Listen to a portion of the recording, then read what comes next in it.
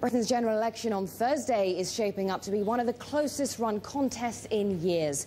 And with the electorate still shell-shocked by the scandal over MPs' expenses, for some independent candidates, this election is a rare chance to shine. Bloomberg's Elliott Gotkine reports from Luton, a commuter town some 30 miles north of London. So is school fun? Yes. If children could vote, Esther Ranson would be a shoo-in for Luton South. The television presenter turned reality TV star is standing as an independent in the coming British election. Well, I'm purple and orange. Seeking to replace the disgraced outgoing Labour MP who spent £20,000 of taxpayers' money treating dry rot at a second home on the south coast. It's still, if you like, a protest vote. The MP here is picking up a salary and hasn't been seen here or worked here since last May.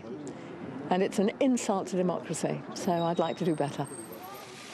With MPs from the traditional parties tainted by the expenses scandal, even if it had nothing to do with them individually, it's opened up the floodgates for independent candidates who sense the opportunity of a lifetime to make a breakthrough. An estimated 300 independents, 5 in Luton South, are running for office, almost double the last election when 2 made it all the way. It's a distinctly British phenomenon compared with the rest of Europe, where candidates tend to throw their lot in with parties.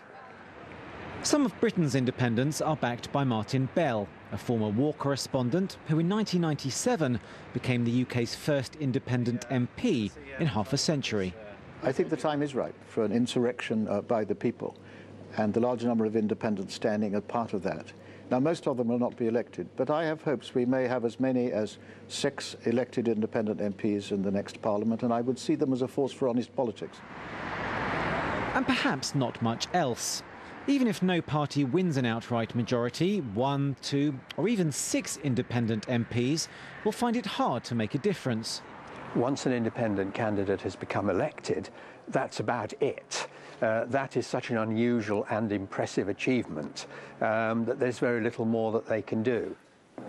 Back in a city famed for its hat making, Luton's last remaining milliner tells me he's yet to make up his mind. If I had a choice, I'd vote for Cromwell, who'd then go in there and kick them all out and start again. Using the ballot box to vote for an independent may be the next best thing. Elliott Gotkine, Bloomberg News, Luton. Well, as we heard from Elliott, there are 5 independent candidates standing for election in Luton South, and altogether 12 candidates in total fighting to take the seat. The incumbent, Labour MP Margaret Moran, won't be running again. She's been signed off sick since it was revealed last year that she'd claimed more than £20,000 in expenses for a house located outside the constituency.